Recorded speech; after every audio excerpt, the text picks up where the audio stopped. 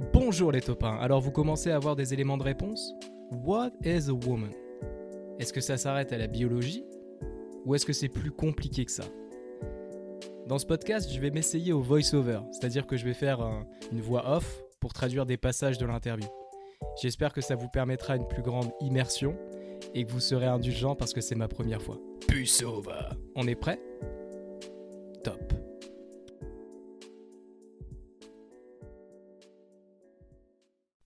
Pour la première partie, j'avais couvert le passage de l'interview avec Gerd Comfrey. Vous vous souvenez? C'est cette thérapeute militante hyper woke, mais très sympathique et toujours souriante. Aujourd'hui, on va couvrir un personnage un peu moins resplendissant, mais néanmoins très intéressant. C'est le deuxième interlocuteur de Matt Walsh pour l'incroyable documentaire qui a divisé l'Amérique, What is a Woman?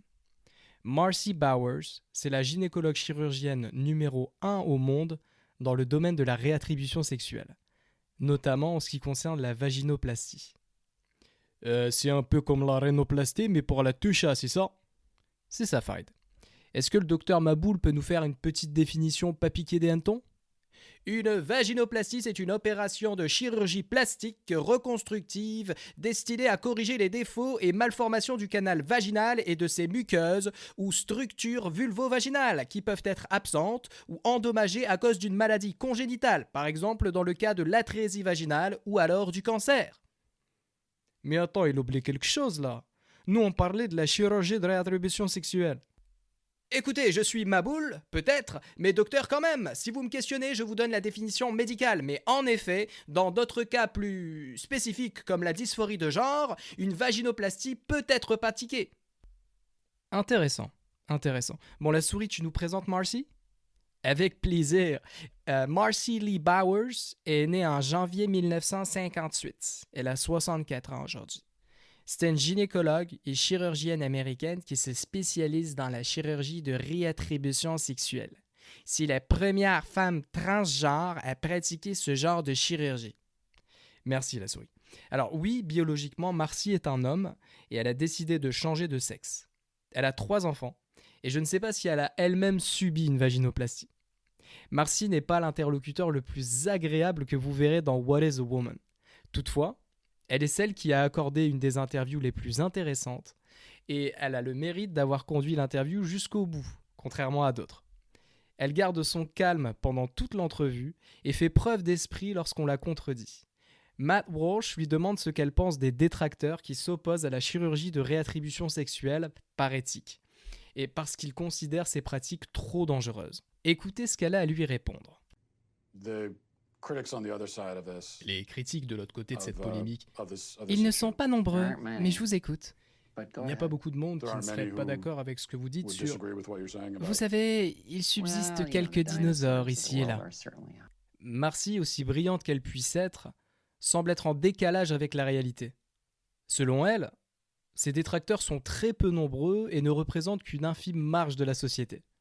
On peut facilement rétorquer à ça en consultant les critiques spectateurs du commentaire. What is a Woman a un score de 8,5 sur 10 sur IMDb, pour 26 242 évaluations. Et la place que tient ce documentaire sur l'échiquier politico-social de la transidentité ne fait aucun doute. C'est un film très critique de la réattribution sexuelle et de la théorie du genre. À titre de comparaison, le docu-fiction sur Jeffrey Dahmer comptabilise une moyenne de 8 étoiles sur 106 000 évaluations. Marcy se plante royalement lorsqu'elle affirme que les critiques de ces pratiques sont des dinosaures. Et elle fait même une sacrée boulette juste après, lorsque Matt Walsh lui demande ce qu'elle pense de l'apotemnophilie, qui est en résumé le fantasme pour une personne en parfaite santé physique de voir un de ses membres amputé. Alors là, il s'agit d'une personne qui a... Je considérerais ça comme un diagnostic mental, une condition psychiatrique. Je ne prétends pas connaître l'apotemnophilie, mais ça semble être l'idée que vous êtes fasciné par le fait d'avoir un membre manquant. Je dirais, et excusez mon langage familier, que c'est dingue. En la questionnant sur l'apotemnophilie, Matt fait ici un habile parallèle avec la mastectomie, qui est une dure réalité de la réattribution sexuelle qu'on ne peut pas ignorer. Les jusqu'au-boutistes décident de se faire amputer les 2 seins. 2 seins qui sont en parfaite santé. Une poitrine qui ne sera jamais plottée pour les premiers ébats. Des seins qui n'attireront plus jamais les regards au travers d'un décolleté. Des mamelons qui n'auront jamais l'opportunité d'allaiter un enfant. Alors que certaines femmes atteintes d'un cancer du sein voient leur vie bouleversée par la même chirurgie qui, dans leur cas, n'est pas un choix mais une affliction. Marcy ne cache pas sa fierté de pratiquer de telles choses sur des enfants. Elle n'a aucune honte à avouer que le patient le plus jeune qu'elle ait opéré avait 16 ans. Mon humble opinion est que Marcy devrait être radiée de l'ordre des médecins. Elle, ainsi que tous ses collègues qui acceptent de pratiquer des chirurgies irréversibles à des enfants. Voilà ma fille, le docteur Bowers vient de faire son petit tour de passe-passe. Ta poitrine a disparu, tu as un zizi maintenant, plus une pépette. Les risques que tu mettes un jour fin à ta vie ont été multipliés par 19, et les chances que tu puisses avoir un orgasme un jour ont considérablement été réduites. Et liste non exhaustive, mon enfant. Qu'est-ce qu'on dit ? Marcy, Dr. Bowers. Je pense que pour comprendre Marcy Bauer, il faut pardonner. Et le pardon, ça passe par une explication. Marcy n'a pas eu une vie facile.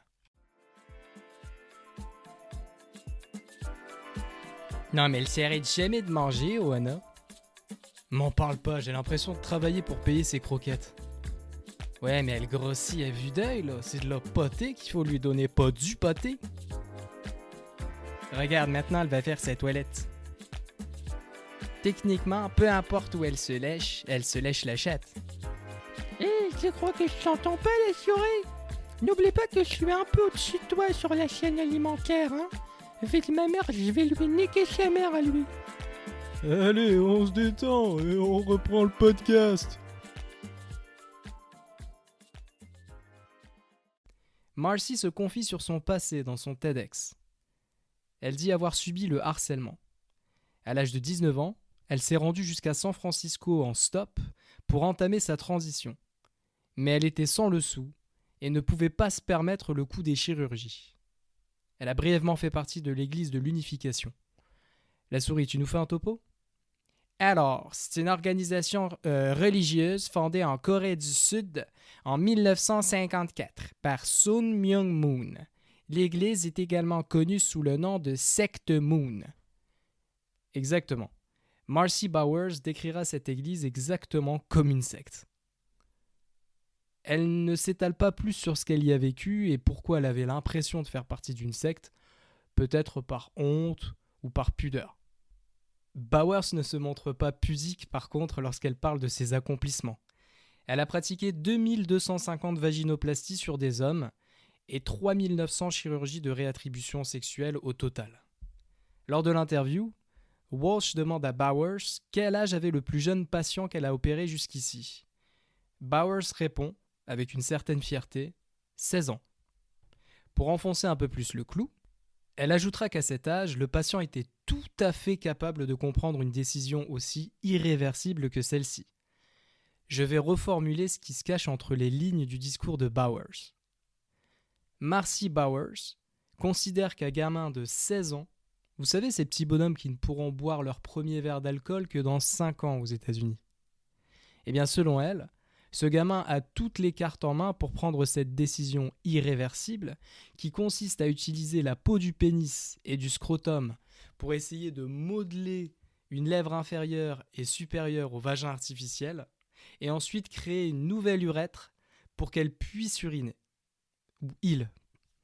Et enfin, à l'aide du prépuce, établir une ouverture pour le vagin artificiel. Cet enfant est maintenant condamné à ne probablement jamais plus avoir un orgasme et à devoir consulter des spécialistes pour la maintenance de cette opération expérimentale et au plus délicate. Rappelons que les vaginoplasties ne sont que les arbres qui cachent la forêt. Elles sont presque toujours accompagnées de bloqueurs d'hormones et de la prise d'hormones du sexe opposé. Je vous invite à écouter mon 8e podcast sur les effets dévastateurs du Lupron. Et je rappelle amicalement à quiconque me fustigerait d'être transphobe, l'étude suédoise de 2011 qui indique que les individus qui ont subi une thérapie ou des chirurgies de réattribution sexuelle et qui ont pris des bloqueurs d'hormones ou des hormones du sexe opposé souffrent d'un taux de suicide 19 fois supérieur à la normale. Écoutons ce que Marcy Bowers a à répondre à la question fatidique.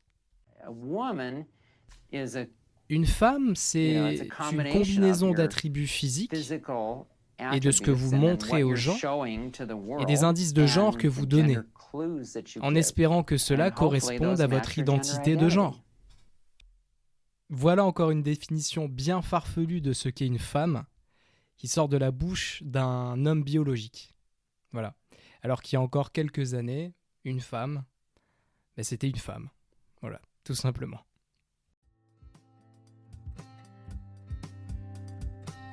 Merci pour votre écoute les taupins. J'ai fait un petit sondage sur Insta et il semblerait qu'il y ait des taupins qui se cachent à l'étranger. Envoyez-moi un DM, ça me ferait plaisir. Ou alors mentionnez-moi en story avec votre drapeau. À bientôt.